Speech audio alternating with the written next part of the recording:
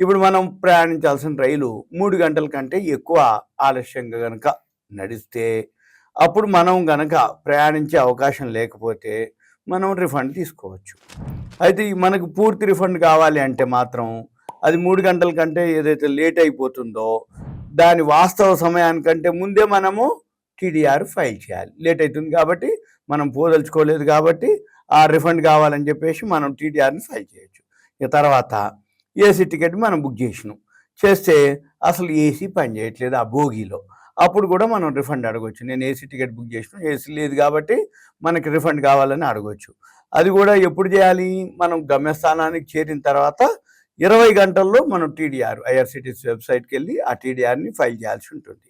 తర్వాత సపోజు మనకు బోగి ఇచ్చిర్రు, కానీ ఆ బోగి కాకుండా వేరే బోగిలో ప్రయాణించాల్సిన అవసరం వచ్చింది. అప్పుడు మనం బుక్ చేసిన తరగతి కాకుండా దిగువ తరగతి అంటే సెకండ్ ఏసీనో ఫస్ట్ ఏసో లేకపోతే వాళ్ళు మనకు థర్డ్ ఏసీనో లేకపోతే స్లీపర్లోనో జర్నీ చేయాల్సిన పరిస్థితి ఏర్పడ్డది అనుకోండి.